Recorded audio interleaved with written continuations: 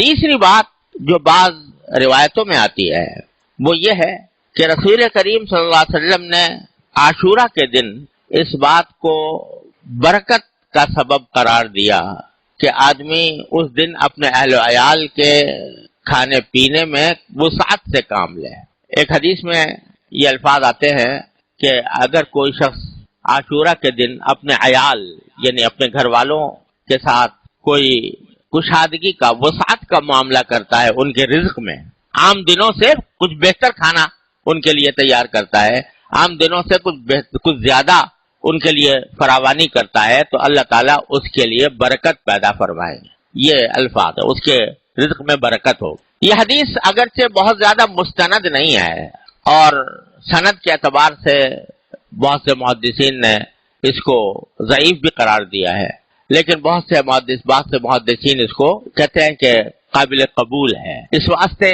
مسلمانوں کے ہاں ایک یہ طریقہ چلا آتا ہے اور اس حد تک کوئی حرج نہیں ہے کہ آدمی اپنے گھر کے کھانے پینے میں عام دنوں سے کچھ زیادہ وسعت اختیار کرے۔ یہ اپنی جگہ مسلمانوں کا تعامل بھی اس پر چلا آیا ہے، اس میں کوئی حرج نہیں ہے، لیکن اس کو ضروری سمجھنا کہ ایسا کرنا بہت ضروری ہے، یا ایسا سمجھنا کہ اس کے بغیر محرم ہی نہ ہوا، تو اس کا یہ مطلب نہیں ہے۔ اگر کوئی شخص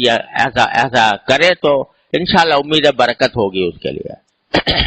لیکن اس سے جو کہا گیا کہ رزق میں کچھ وسعت اختیار کرے، اس کے لیے کسی خاص کھانے کی تعین نہیں ہے کہ فلاں کھانا پکایا جائے، کھچڑا ضرور پکایا جائے مثلا، تو اس کی کوئی تعین نہیں ہے۔ اس کو اپنی طرف سے لوگوں نے اپنی طرف سے بنا لیا ہے، اور اگر آدمی یہ سمجھے کہ یہ سنت ہے کھچڑا بنانا تو یہ چیز بدعت ہو جائے گی اور الٹا گناہ ہو جائے گی۔ ہاں کوئی شخص ویسے ہی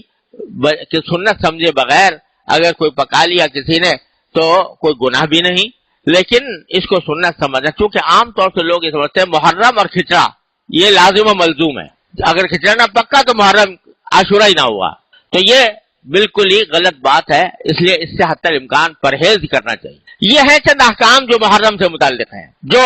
صحیح احادیث سے ثابت ہے، اور باقی بہت ساری چیزیں لوگوں نے اپنی طرف سے بنا لی ہیں جن کا کسی حدیث سے قرآن سے کہیں ثبوت نہیں۔ مثلا لوگوں میں مشہور ہے کہ آدم علیہ السلام اس دن پیدا ہوئے تھے، یا حضرت ابراہیم علیہ السلام اس دن پیدا ہوئے تھے، یا قیامت اس دن آئے گی۔ اس قسم کے جو باتیں ہیں ان کا کہیں قرآن و حدیث میں ثبوت نہیں ہے۔ جتنا ثبوت ہے میں نے عرض کر دیا ہے۔ تاریخی اگر واقعہ کوئی اس سے وابستہ ہے تو موسیٰ علیہ السلام کا۔ ایک اور غلط فہمی یہ بھی ہے کہ بعض لوگ عاشورہ کی حرمت اور اس کی عظمت اس وجہ سے سمجھتے ہیں کہ اس دن میں حضرت حسین رضی اللہ تعالیٰ عنہ کی شہادت واقع ہوئی۔ اس میں کوئی شک نہیں کہ حضرت حسین رضی اللہ تعالیٰ عنہ کی شہادت بڑا ہی المناک واقعہ ہے ہماری تاریخ کا، لیکن عاشورہ کی حرمت اس کی وجہ سے نہیں۔ حرمت تو میں نے عرض کیا پہلے سے چلی آ رہی ہے، ابراہیم علیہ السلام کے وقت سے چلی آ رہی ہے، بلکہ حضرت حسین رضی اللہ تعالیٰ عنہ کی فضیلت میں ایک فضیلت یہ بھی ہے کہ ان کی شہادت اللہ تبارک و تعالیٰ نے مقدر فرمائی عاشورہ کے دن، تو یہ ان کی فضیلت ہے، لیکن اس کی وجہ سے محرم کے اندر کوئی فضیلت عائد نہیں ہوتی۔ اور بے شک حضرت حسین رضی اللہ عنہ کی شہادت کا واقعہ بڑا ہماری تاریخ کا المناک واقعہ ہے۔ نبی کریم صلی اللہ علیہ وسلم کے نواسے، آپ کے جگر گوشہ، وہ اس طرح شہید ہوئے مظلومانہ انداز میں، تو یہ ایک بہت ہی بڑا کربناک اور المناک واقعہ ہے۔ لیکن اللہ تبارک و تعالیٰ نے ہمیں یہ تلقین فرمائی ہے، نبی کریم صلی اللہ علیہ وسلم کی تلقین یہ ہے، کسی کی بھی وفات ہو، کسی کی بھی شہادت ہو، تو نبی کریم صلی اللہ علیہ وسلم نے یہ فرمایا کہ اس موقع پر ماتم کرنا، گریبان چاک کرنا، اپنے گالوں کی پٹائی کرنا، اس کو سرکار دو عالم صلی اللہ علیہ وسلم نے ارشاد فرمایا کہ جو ایسا کرے وہ ہم میں سے نہیں ہے۔ اور خود حضرت حسین رضی اللہ تعالیٰ عنہ، کامل ابن اسیر تاریخ کی مشہور کتاب ہے، اس کے اندر لکھا ہے کہ حضرت حسین رضی اللہ تعالیٰ عنہ نے اپنی وفات سے اپنی شہادت سے 2 روز پہلے یا 3 روز پہلے اپنی بہن حضرت زینب رضی اللہ تعالیٰ عنہ ان کو وصیت کی کہ بہن، یہ الفاظ میری پیاری بہن، یہ الفاظ ہے میری پیاری بہن، اگر میں ہلاک ہو گیا، اگر میں شہید ہو گیا تو میرے اوپر نہ گریبان چاک کرنا، نہ اپنے گالوں کو مارنا، اور نہ اپنے کپڑے پھاڑنا۔ یہ وصیت فرمائی حضرت حسین رضی اللہ تعالیٰ عنہ۔ لہذا اس قسم کی جو کارروائیاں کی جاتی ہیں وہ نبی کریم صلی اللہ علیہ وسلم کے احکام کی بھی خلاف ورزی ہے اور خود حضرت حسین رضی اللہ تعالیٰ عنہ کے احکام کی بھی خلاف ورزی ہے۔ یہ بات مناسب اور نصیحت کے انداز میں ان لوگوں سے کہہ دینی چاہیے کہ جو یہ کام کرتے ہیں، لیکن یہ بھی ساتھ میں عرض کر دوں کہ بندے کا کام یہ ہے کہ وہ حق کی بات حق طریقے سے، حق نیت سے اور نصیحت کے انداز میں، شفقت اور محبت کے انداز میں پہنچا دے اس شخص کو جو غلط راستے پر ہے، لیکن پھر اس کی ذمہ داری ہے کہ وہ حق کو اختیار کرتا ہے یا باطل کو اختیار کرتا ہے۔ انسان کو اس بات کا مکلف نہیں کیا گیا کہ وہ زبردستی دوسرے کو اپنی بات منوائے۔ قرآن کریم کی وہ آیت جو میں نے پچھلے جمعہ میں پڑھی تھی، نبی کریم سرور عالم صلی اللہ علیہ وسلم سے اللہ تبارک و تعالیٰ نے خطاب کر کے فرمایا لست علیہم بمسیطر فذکر انما انت مذکر، نصیحت ضرور کرتے رہیے، آپ نصیحت کرنے والے ہیں، لست علیہم بمسیطر، لیکن آپ ان کے اوپر داروغہ بنا کر نہیں بھیجے گئے کہ زبردستی ان کو ہدایت کے راستے پر لائے۔ جب کافروں کے بارے میں نبی کریم صلی اللہ علیہ وسلم کو یہ ہدایت دی گئی ہے تو اگر کوئی غلط راستے پر ہے، مسلمان اسلام کا دعویٰ کرنے والے، ان کو بھی محبت پیار سے بے شک سمجھا دو، لیکن کوئی آدمی داروغہ نہیں بنایا گیا کہ زبردستی اس کو مجبور کرے کہ نہیں تم میری بات مانو اور اپنی بات چھوڑو۔ لہذا یہ جو ہمارے معاشرے کے اندر یہ ایک بعض لوگوں کا یہ ذہن بن گیا ہے کہ وہ دوسروں کو اپنے عقیدے کی طرف زبردستی کھینچے، اور اگر کوئی نہیں آتا تو اللہ بچائے لڑائی کے اوپر بھی آمادہ ہو جائے، مارنے پیٹنے پر بھی آمادہ ہو جائیں، اور اسی کی وجہ سے افسوس ہے کہ ہمارے معاشرے کے اندر یہ